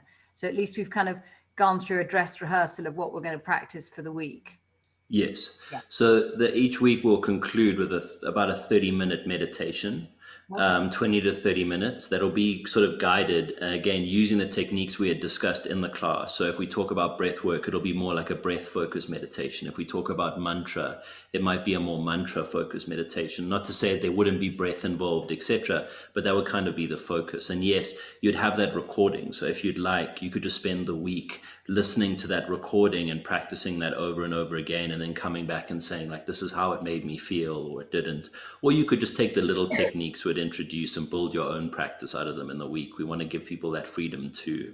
Like, I don't have 30 minutes every day to practice between each class, but yes, there will be a long in-depth meditation that, I think Kate and I will alternate, take turns leading, that you guys can, and then at the end of the course, you'll have all of these, right? They'll all be recorded for you, and you'll have access to them, for as long as you need them, until you feel like you're starting to build your own practice, and maybe you can leave a few of them behind. That's always a bit of fun too, when you feel empowered to create your own practices. And yeah, Fiona, we want this to be as much about the people in the course. So if you guys, as we're going along, are finding, it's so much better to do the longer practices, and maybe if we did them in the beginning and then we spoke about the techniques afterwards, that would be more than open to moving things around, to allowing for you guys to get the most out of it. I think what springs to mind to me, and I don't know, Megan, if you agree, is almost like if you have a little bit of an intro of a technique before you do the meditation, then to do the meditation and not have that at the end and then be left, you've then got a little time to talk about how it felt, or is something you struggled with. It gives you the opportunity to get your homework right during the week. So it's almost a little bit of an intro meditation and then a bit of an appraisal. Yes. How I sort of saw it in my head, but again. So for breath work, for example, I would imagine like we would introduce you guys to 3 different breathing techniques in the bulk of the class, and we'd talk about where those came from, and historically what people have used them for, and what people say are the most physiological responses they usually have when you using these practices. And then we'd practice those together, like just mini exercises. Like we'd just do like 5 or 6 rounds of breathing, right? And then the longer practice would have those in it, but we wouldn't explain them in the same way. We wouldn't say like, this is why we're doing it. This is why, an exhale helps in this case, or a sharp inhale helps in this case, right?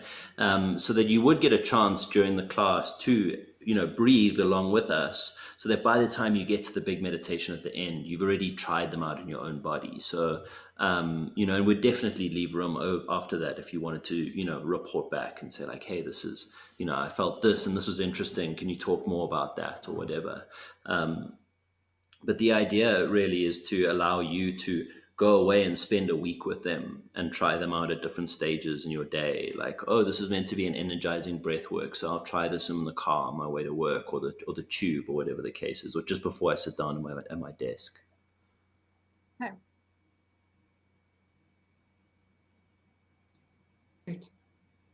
Speaking of breath work, may I just share something that I start my yoga with, and that Fiona, I feel, I sense it might assist you with starting in on this, because when I was in Sedona, this is how I would start the Reiki shares at the International Reiki Center I did. They were group Reikis.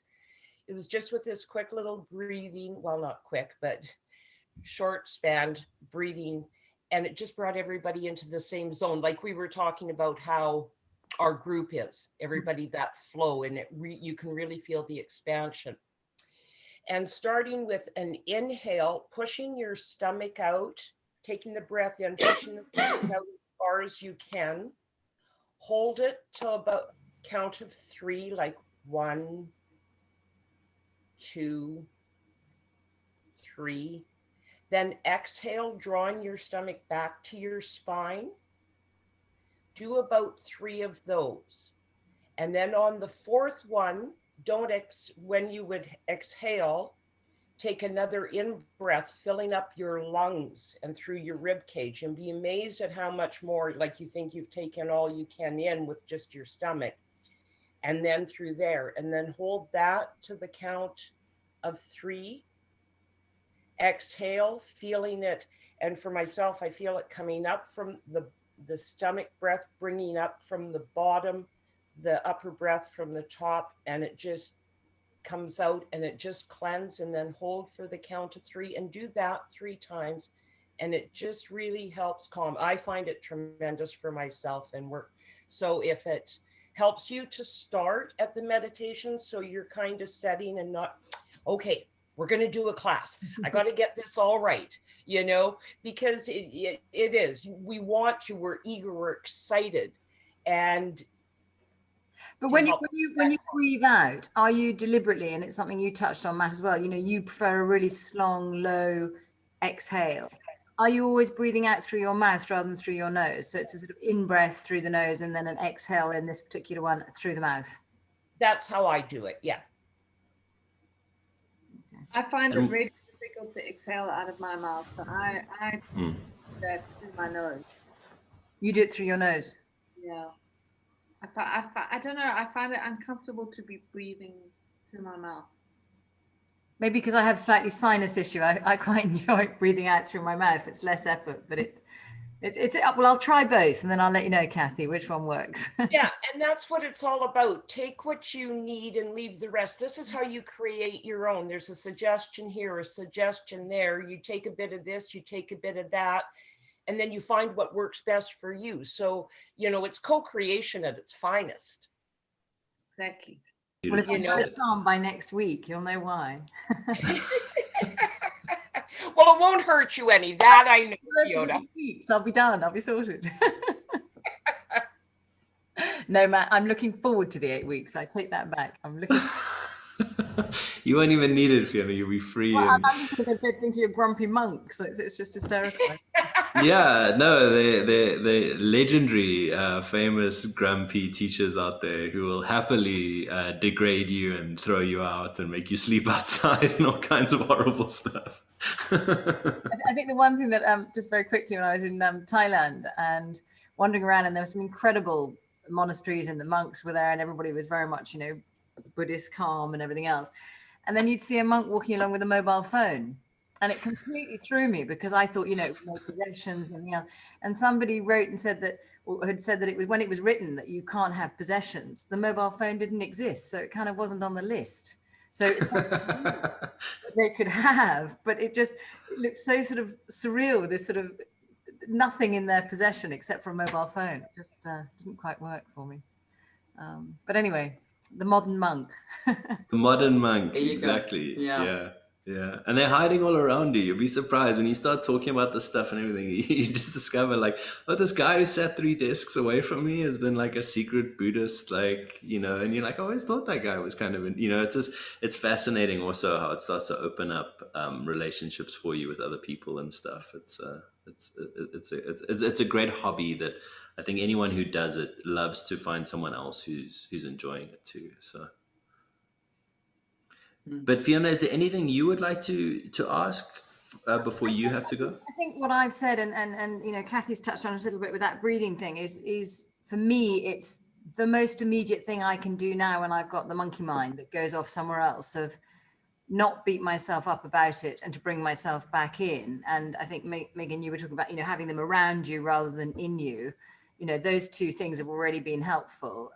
But it's just, is there one thought you can have to bring you back into focus that you find helps to stop I you was from actually, other stuff? I'll give you one. It's my favorite one. Okay. It was given to me by a teacher of mine when I was struggling with monkey mind. Just ask yourself, what is my next thought going to be? And wait. That shut me up already. That's cool. Right? It's fascinating. Your brain doesn't know what to do with it because it's so used to cycles that you're breaking the cycle by putting a thing in there. Or another great one that I like to do is I want my next thought to be something I've never thought before. Hang on, I've got to write these down or I'll forget. Go ahead. It's recorded. You'll get it. I love that one. And then just what was the last one you said? I want my next thought to be something I've never thought before. And you'll notice that your brain, as soon as you start thinking something, your brain will be like, I've thought that before, and you'll stop. It's kind of fascinating, and then you'll wait. And you'll be like, no, I've thought that before, and you'll wait. And you'll realize how few of your thoughts, or my thoughts anyway, in a given day, are new thoughts. They usually are old thoughts I've been thinking for a long time that just keep coming As long as back I in don't different get too ways. distracted by that and then forget about the meditation. So I guess That is meditation. That is That meditation. is meditation. my bell has just gone. Someone's arrived, so I've got to go. But I've loved it. Thank you so much, everybody, and I'm sorry to rush. And No, so good having you. tomorrow. All right, lots of love to all. Okay. Okay, bye. Bye. Bye. Those were wonderful, Okay. Matthew. Thank you. Oh no, I'm so glad you like them. Yeah, I use them like you were saying, Kathy, like when you're cooking or whatever, if my brain's too active, I'm like, what's my next thought gonna be? It's always a nice pause, a little quiet. Yeah, it kind of shocks your mind into shutting up. Yeah, it doesn't know what to do. It's like, oh, I've never, what now?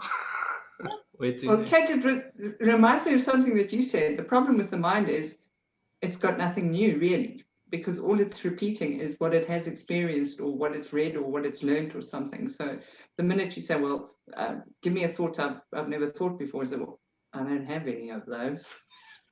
Boom. And one of my favorite things is finding out how many iconic thinkers did practices like this. Like Einstein apparently came up with the theory of relativity, doing stuff like this where he would just clear his mind and just let himself sit.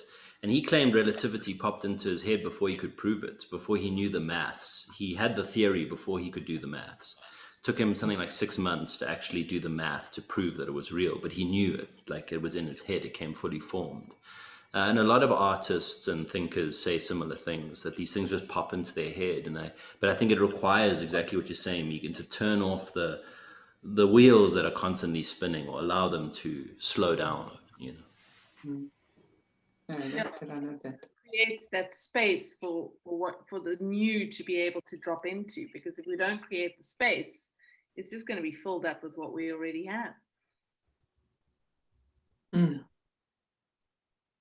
Well, guys, I mean, we'd happily keep going if you guys want to do a longer meditation, if that's something I feel like we could do as a small group. Yeah, I'm wondering if we shouldn't just go into that loving kindness meditation, Matt, that we chatted about doing, and maybe we can do that for 10, 15 minutes. Yeah, that sounds great. Let me just set it up here quickly.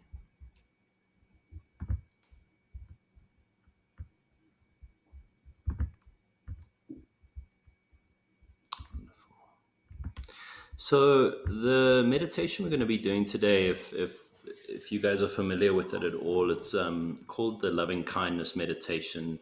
It's from the Buddhist tradition, and it's really just a way of showing how meditation can help to shift perspective slightly, and can allow us to maybe process some of our experiences of the world, and especially our experiences of others. So you can bring yourself into a comfortable seat, just thinking about if you're sitting in a chair, allowing your feet to come squarely onto the earth, thinking about settling down into your lower body. And as you do this, you can either soften your gaze or close your eyes. Just begin to become aware of yourself settling into your body. And you can do this by imagining the sensations in your feet, or actually feeling the sensations in your feet. Just slowly allowing your attention to work its way up into your ankles,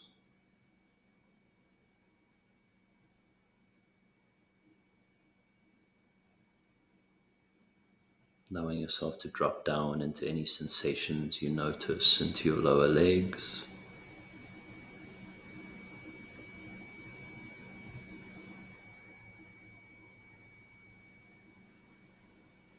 And into your knees.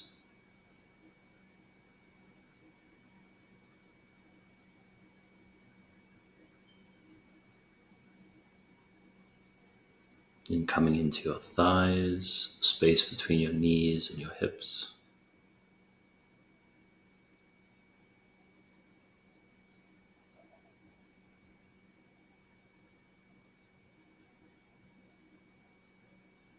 Bringing your attention a little bit higher up into the base of your body, into your pelvis, this cradle bone that holds the very base of you.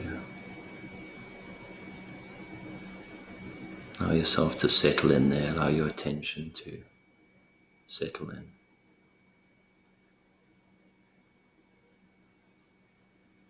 And just allow yourself to be in these spaces, allow yourself to feel into your body.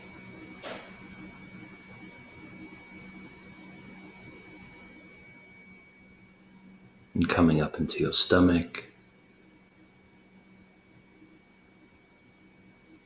Whatever arises, whatever feelings or thoughts, just allow them to be.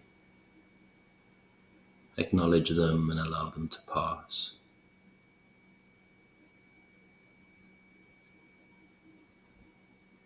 Coming up into your chest. Active organs here of the heart and the lungs, these life-giving organs. Be feeling into those energies in your chest.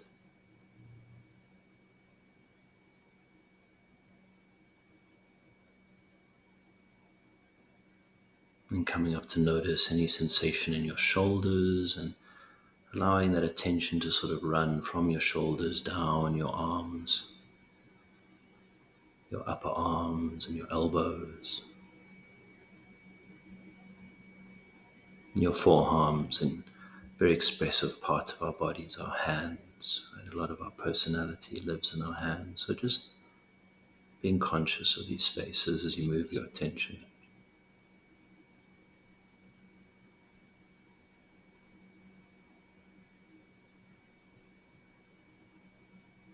And coming up into the neck, and we're going to move just a little bit slower here because there's a lot more sensation in the neck and the face. So just allowing your attention to settle in your neck. I hold a lot of tension in my neck, so allowing, if you feel any of those feelings, allowing them to soften.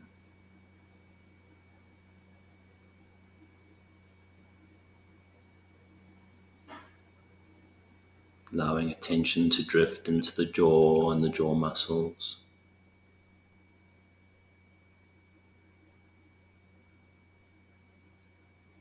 Into the cheeks and the cheekbones.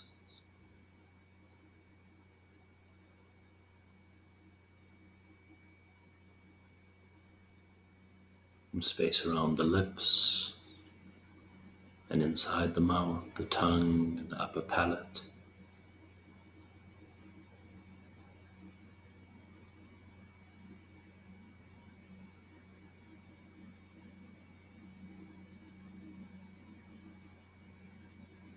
Coming back up to the temples and the space around the eyes themselves.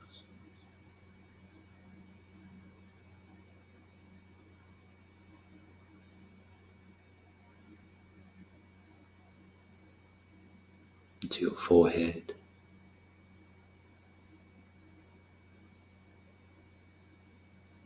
Allowing attention to drift down to your nose and just becoming aware of your breath entering and exiting your nose. And as you become aware of your breath, you can start taking slightly bigger inhales and slightly longer exhales, taking control of your breath ever so slightly to create almost an oceanic breath, right? You could imagine a wave breaking on a beach, running up the beach, and then sighing back towards the ocean. And your breath could mimic, if you like, this process, this movement. Just being aware of that breath flowing into your body, the sensation of it traveling up your nose and through your sinuses, down your throat and into your chest, into your lungs. Then imagining that energy, that oxygen diffusing into your bloodstream and moving around your body. Same body you just checked in with, so you can just sit comfortably in yourself.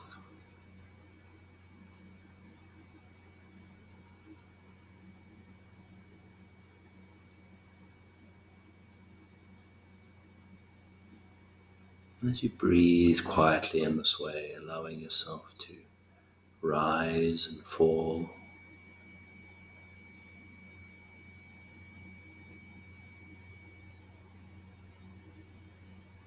I'd like you to bring into your mind's eye someone that you hold a great deal of affection and respect for. I want you to try and visualize that person's face. Maybe they're smiling at you or looking at you in a loving, caring way.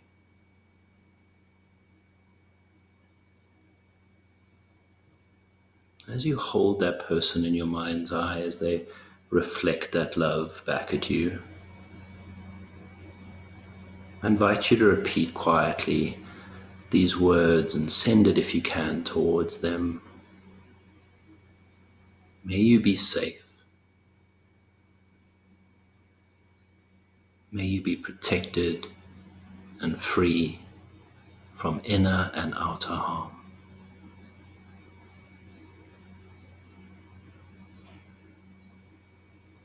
May you be happy and contented.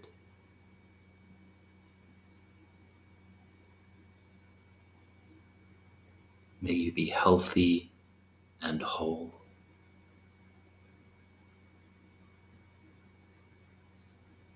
May you experience ease of well-being.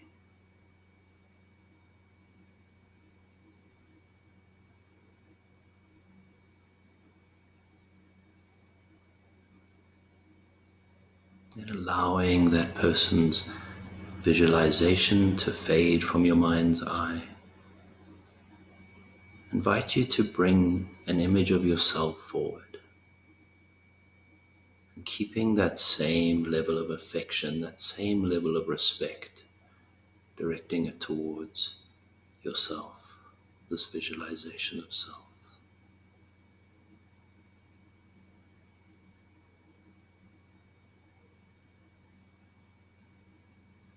And with that same love and respect, you can quietly repeat after me and send this energy towards yourself.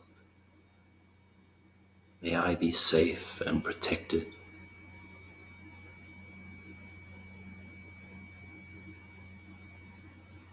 May I be free from inner and outer harm.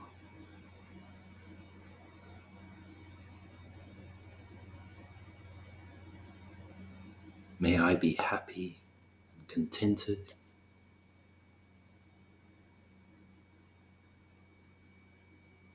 May I be healthy and whole.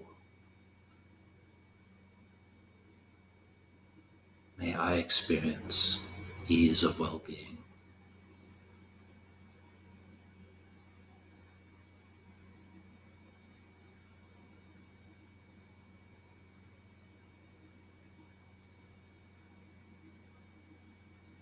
Allowing that image of yourself to fade. And very gently and calmly bringing up an image of someone that you potentially have strife with or conflict with, and calling their image to your mind's eye. And again, that same feeling of love and respect, or as much of it as you can muster.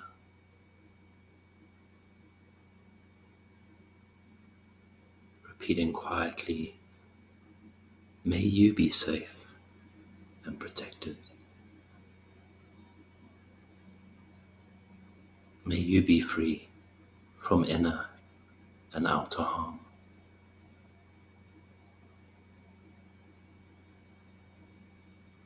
May you be happy and contented.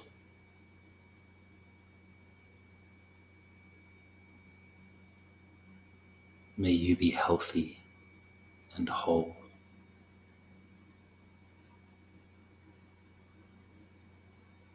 And may you experience ease of well-being.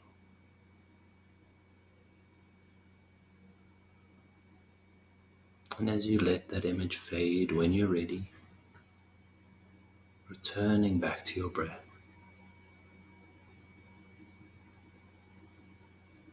returning back to your body, returning back to this moment and allowing whatever is coming up, whatever you're receiving, allowing it to be.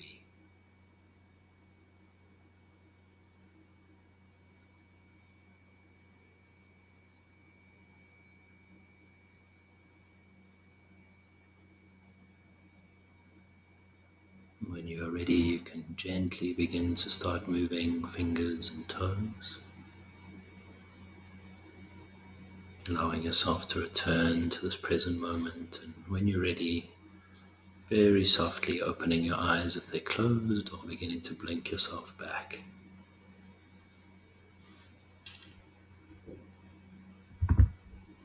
Welcome back, everyone. That was beautiful. Thank you, Matt. Oh, thanks, Kathy. That was lovely.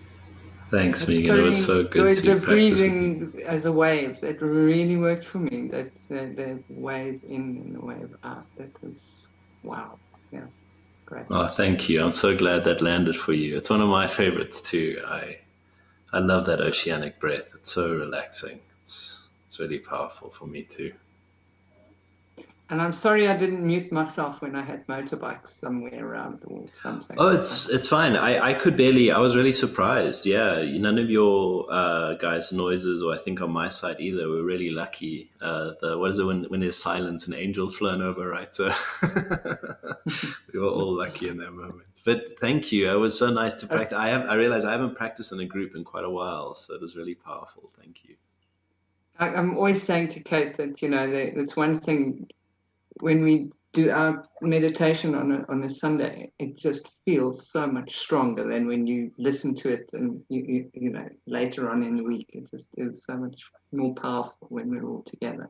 It really is. Yeah, I miss it. I miss in-person meditations. I think especially as a newbie meditator, feeling the power of presence of other meditators can really help you come into the present in dramatic ways that are harder, I think, when you're on your own initially. So yeah, I totally agree with that. So I hope this group becomes that. I hope this group, becomes something of a sadhana. And my dream would be that people continue to practice together on some level after the course is ended and the group sort of stays. We're definitely going to try and set up spaces where people can still converse and share, and as they continue their journeys, can share stuff. I think that would be wonderful. Well, one thing I know I have found with our Sunday group and the meditations, because I've had mostly through the recordings, the energy's so present. I feel aliveness. We're out of linear time in that stretch, and the whole session itself, everybody sharing, is just it's so magnificent. A lot of them, a lot of different recordings, you don't find that, but with this group, I really feel that connection, and I'm so grateful of that. Yeah. But yes, Matt, this was marvelous. Thank you very much. Thanks, Megan, for putting up the idea of having the class, because as Kate says, she's never actually had classes. She's done yoga teachers and Buddhists and that sort of thing. And I think this will be great. It's going to be amazing for all of us. Yeah, I think Kate and I just talking about it's been like, this is so necessary right now, I think. And I think it's only going to get a little bit harder, I think, before it gets easier. And I think these sort of practices for me, have become invaluable. They're probably the most important thing for me to get through what's happening in the world and around me and in my own body. So I hope other people find that it's something of a resource of resilience. Yeah. Right. Another And tool is the test, and we can never have too many of those Yeah. Yeah. pick out and use, because sometimes we need a different tool, right? So Yeah. yeah, We need to have a toolbox, not just one tool. that's right. Exactly. Exactly. Kate, I've just got a quick question about this. I believe I've registered. If I haven't, I will be. But I have this young woman in my life that I've worked with. She's 18, she'll be 19 at the end of the month. And she's just really opening up to this. And I would love to gift her with this Oh, cool. course. Beautiful. Yes, but I can't assume that she'll accept. I'm pretty sure she will. But would it be okay if I shared the recording of this session with her, if I sent this to her so she can get a feel, and then she does, I can get both of us registered before we start? Definitely. Thank you. Definitely. Yeah. Yeah. Please feel free to share anything that you think would be of value to others. And just as much if are there any questions that we can answer, I'd love to make myself, definitely available to answer any queries they may have. Or if you have after this, Kathy or Megan, if there's anything you guys want to ask, you forget about, please feel free to drop me an email. Okay, thank you. Thank you, guys. Thank you. It's been wonderful to spend this time with you all, I and loved it. hopefully see you tomorrow on the webinar. I have tomorrow off, so hopefully I will be there. I'll get to make 2 in a row. Well, I will definitely be there. good. All right, guys. Well, we'll chat to you tomorrow then. Yay. All right, enjoy Right. the rest of your day, guys, or evening. Thanks. Okay. Bye. Bye, guys. Namaste. Namaste. Namaste.